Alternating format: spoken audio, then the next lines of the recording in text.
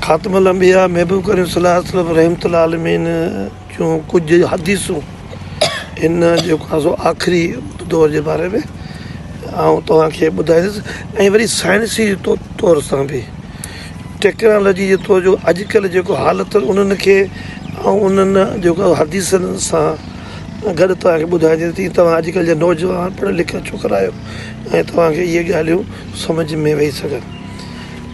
महबूब साईं जन अशरात साहित बाबति जेको हीउ दौरु आहे मौजूदा दौरु जेको इहो वक़्तु हालत हाज़िर आहे इहो साइंसी समाजी जेको अख सां उनजी ऐं सादिकी थोरे मतिलबु अल्फाज़ में तव्हांजे अॻियां पेश कंदुसि।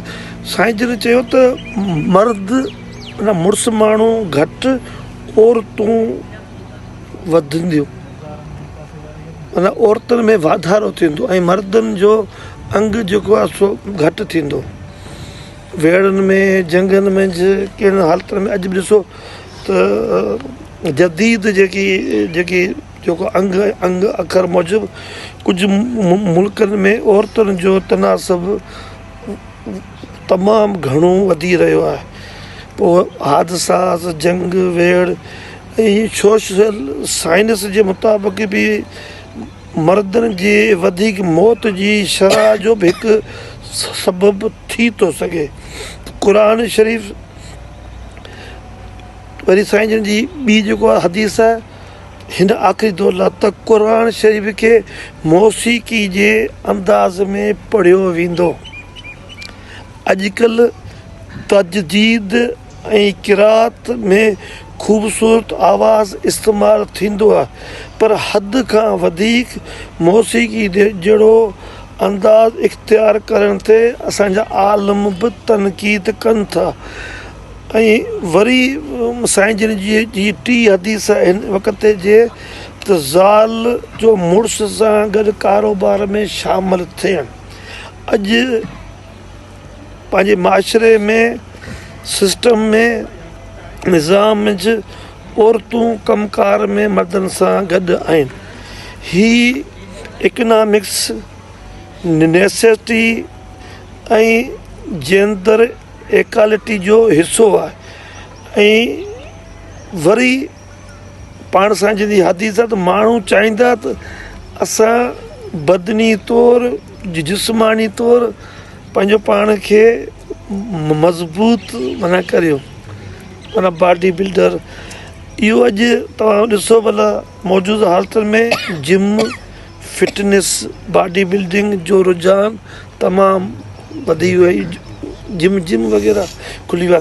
सोशल मीडिया पिणु हिन खे वधाए रही आहे ऐं पंहिंजूं सलात मिराजल मोमिनीन माना अलाह जा 5 वक़्त फ़र्ज़ निमाज़ ऐं ज़िंदगी में सुकून ख़तमु थी वेंदो ख़तमु थी वियो आहे। जदीद दौर में जिते स्ट्रेस एंज़ाइटी डिप्रेशन घणो वधियो आहे साइंस बि मञे थी त रुहानी सां ई सुकून मिले थो। रुहान ते खां सवाइ सुकून जो कोन मिलंदो। हाणे इहो सुकून असांखे सजदनि में रुकू में इहो बि ख़तमु थी वियो आहे पर एतिका मंझि में असांखे सुकून कोन थो अचे।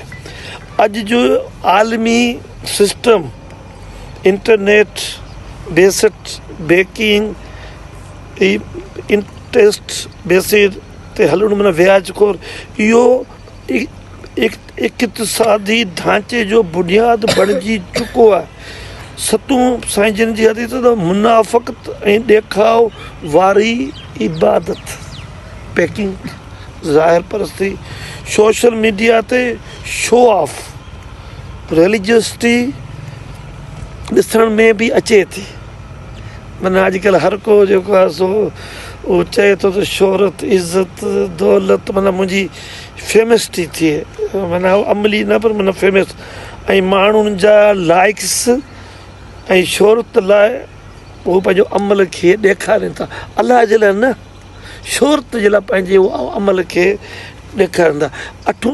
अठीं पाण में महबूब करीम सल्लल्लाहु अलैहि वसल्लम जी हदीस त फितना वधंदा इल्मु घटिजंदो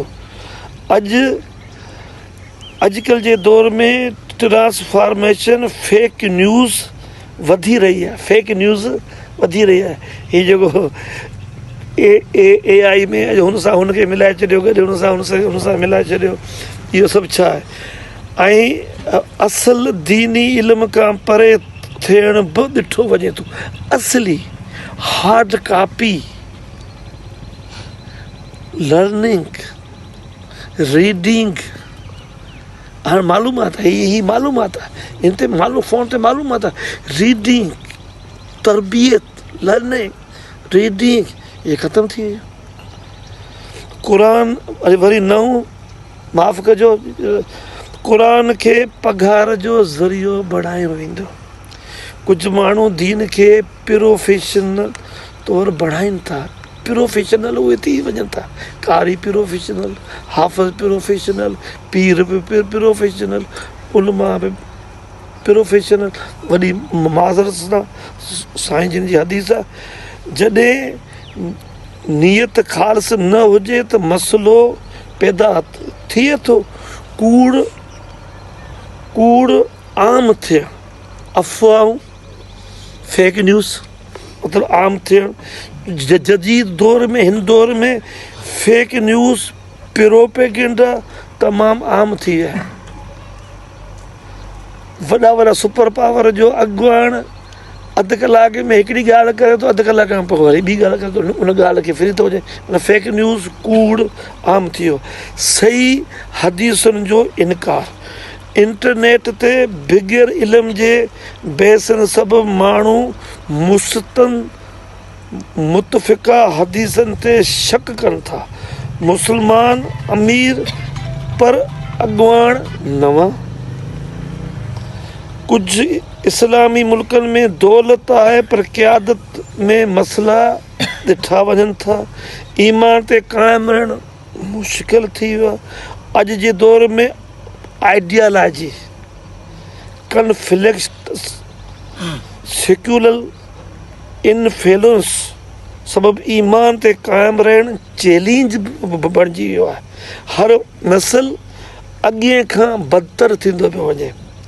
कुझु क़दरनि में घटिताई, इख़लाक़, एतिराम महसूसु थिए थी, पर साइंसी ऐं तालीम तरकीब वधी आहे। तंहिं करे ही मुकमल तौरु हिकु जहिड़ो न आहे। दीन ते अमल कंदड़ अजीब लॻंदा, साईं जी हदीस आहे, दीन ते अमल कंदड़ अजीब लॻंदा। तव्हांजे हथ में तस्बीह काउंटर ॾिसी माण्हुनि खे इहो अजीब महसूसु थींदो। त हिन दौर में बि, जदीद दौर में बि अहिड़ा माण्हू आहिनि। ऐं अॼुकल्ह दीन ते सख़्ती सां हलण माण्हू मुख़्तलिफ़ डिफरेंट सम्झिया वेंदा, हुनखे अजूबो सम्झियो वेंदो। क़त्ल ऐं तबाही वधंदी, ॾिसो क़त्लगिरी, ॾिसो क़त्ल ऐं तबाही, हदीस क़त्ल ऐं तबाही वधंदी। दुनिया में जंगियूं, दहशतगर्दी, क्राइम वधी रहिया आहिनि। केतिरनि केसनि में क़ातिल खे सबबु वाज़ा न हूंदो आहे त मुंहिंजो कहिड़ो ॾोह आहे। ठीकु आहे, हीअ सभु मां थोरियूं मूं तव्हांखे जेके पॉइंट तव्हांखे माना ॿुधाया आहिनि। ऐं जीअं